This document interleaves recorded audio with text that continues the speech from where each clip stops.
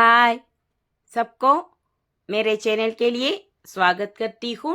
இன்னைக்கு நாம பிரவேசிக்கா நியூ சிலபஸில் தேர்ட் பேப்பர் தமிழ் பாட்டு தான் பார்க்க போகிறோம். தென்னாட்டு திலகர் வ.உ. சிதம்பரனார் இவரோட கட்டுரை தான் பார்க்க போகிறோம். ஆல்ரெடி அமுதசுரபியும் ஆபுத்திரனும் தமிழ் தாத்தா உ.வே. சாமிநாதையர் ரெண்டுமே அப்லோடு பண்ணிட்டேன். இந்த 3லேருந்து 1 எக்ஸாமுக்கு கண்டிப்பாக வரும். அதனால் நல்லா படிச்சுக்கோங்க. இதுக்கு 15 மார்க்கு. என் சேனலை சப்ஸ்கிரைப் பண்ணாதவங்க சப்ஸ்கிரைப் பண்ணி வச்சுக்கோங்க. பக்கத்தில் இருக்கிற பெல் ஐக்கானையும் கிளிக் பண்ணி வச்சுக்கோங்க. கொஸ்டின் எப்படி கேட்டிருப்பாங்கன்னா, 4th ரோமனில் ஏதேனும் ஒரு வினாவிற்கு விடை தருக அப்படின்னு கேட்டிருப்பாங்க. அதில் தென்னாட்டு திலகர் வ.உ. சிதம்பரனாரின் தேசத்தொண்டினை விளக்கி எழுதுக அப்படின்னு கேட்டிருப்பாங்க. இல்லாட்டினா தென்னாட்டு திலகர் வ.உ. சிதம்பரனார் பற்றி எழுதுக அப்படின்னு கேட்டிருப்பாங்க. இப்போ நம்ம தென்னாட்டு திலகர் வ.உ. சிதம்பரனாரோட கட்டுரையை பார்க்கலாம். முன்னுரை. பாரத நாட்டின் விடுதலைக்காக பாடுபட்டவர் வ.உ. சிதம்பரனார். தென்னாட்டு திலகர் செக்கிழுத்த செம்மல் என்று போற்றப்படுபவர்.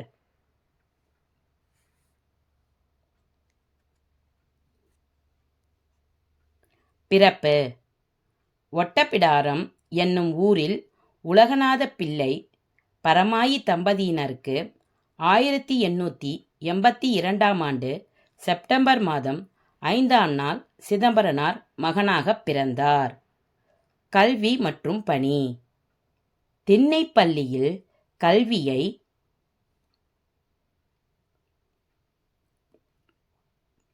கல்வியை தொடங்கி பின்னர் வீரப்பெருமாள் அண்ணாவி என்பாரிடம் தமிழ் பயின்றார். தூத்துக்குடியில் உள்ள செயின்ட் பிரான்சிஸ் சேவியர் பள்ளியில் படித்து மெட்ரிகுலேஷன் தேர்வில் வெற்றி பெற்றார். சில காலம் தாலுகா அலுவலகத்தில் பணிபுரிந்து பின்னர் தந்தையைப் போன்றே வழக்கறிஞர் தொழிலை மேற்கொண்டார். வாழ்க்கை துணை. திருச்செந்தூரில் வாழ்ந்து வந்த சுப்பிரமணிய பிள்ளை என்பவரின் மகள் வள்ளியம்மையை மணந்தார். அவர் தமிழ் மொழி புலமையும் நற்பண்புகள் பலவும் வாய்க்கப் பெற்றவர். கீழ்குலத்தில் தோன்றிய துறவி ஒருவரை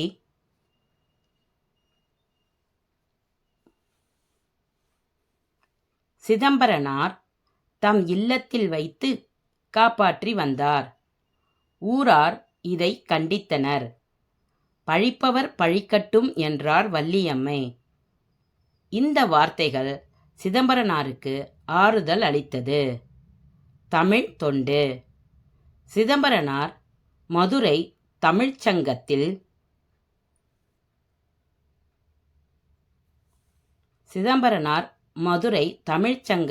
உறுப்பினர். விவேகபானு பத்திரிகையை நடத்தி வந்தார். தொல்காப்பியம், திருக்குறள் நூல்களை பிறருக்கு பாடம் கற்பித்தார். மனம் போல வாழ்வு, வலிமைக்கு மார்க்கம் நூல்களை தமிழில் எழுதினார். திருக்குறளை ஆராய்ந்து குறிப்புகள் எழுதினார். இளம்பூரணார் எழுதிய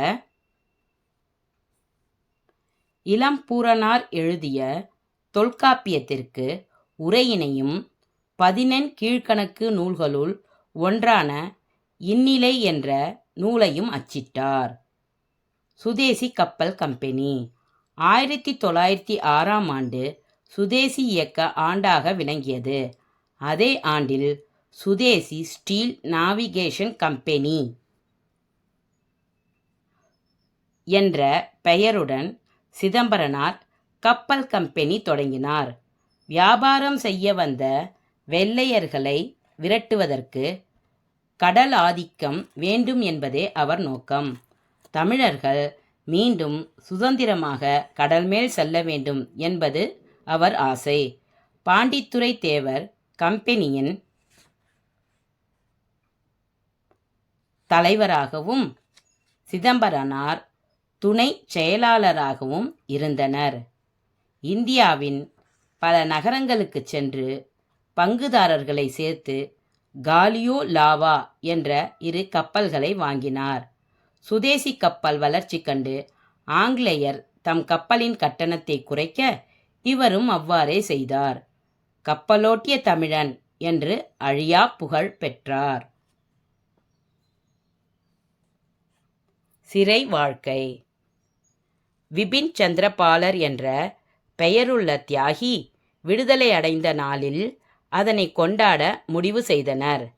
சிதம்பரனார், சுப்பிரமணிய சிவா அதில் பங்கேற்கக்கூடாது என ஆங்கில அரசு தடை விதித்தது. அதற்கு மாறாக இருவரும் பங்கேற்று வீரம் செறிந்த உரை நிகழ்த்தினர். நீதிபதி பின்னர் இருவருக்கும் சிறை தண்டனை விதித்தார். சிறையில் அடைக்கப்பட்ட சிதம்பரனார் கல்லுடைத்தார், செக்கிழுத்தார், மண்ணுடன் காய்ச்சிய கூழை குடித்தார். இவ்வாறு அவர் அனுபவித்த இன்னல்கள் ஏராளம். நற்பண்புகள். ஏழைகளுக்காக வாதாடுபவர், சாதி வேறுபாடு கருதாதவர்,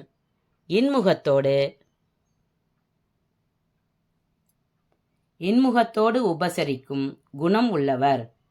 நண்பர் சிவாவுக்கு சிறையிலிருந்து விடுதலை கிடைக்காமல் தனக்கு மட்டும் ஜாமீனில் விடுதலை கிடைத்ததை ஏற்க மறுத்தார். இந்நிகழ்ச்சி அவருடைய தனிச்சிறப்பை உயர்த்துகிறது. சிறையில் பட்ட இன்னல்களை கவிதைகளாக எழுதியுள்ளார். முடிவுரை.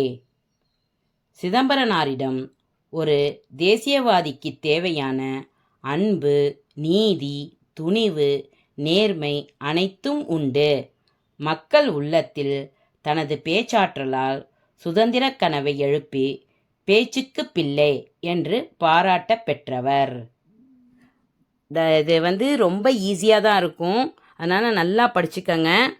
அமுதசுரபி மாபுத்திரனும், தமிழ்த்தாத்தா, உவே சாமிநாத ஐயர், தென்னாற்று திலகர், வ.உ. சிதம்பரனார், இந்த 3 கட்டுரையிலேருந்து ஒன்று கண்டிப்பாக வந்துடும். அதனால் இந்த 3ஐயும் நல்லா படிச்சுக்கங்க. இது உங்களுக்கு புரிஞ்சிருக்கும்னு நினைக்கிறேன். பிடிச்சிருந்தா லைக் பண்ணுங்கள், ஷேர் பண்ணுங்கள், சப்ஸ்கிரைப் பண்ணுங்கள். மிக்க நன்றி. All the best.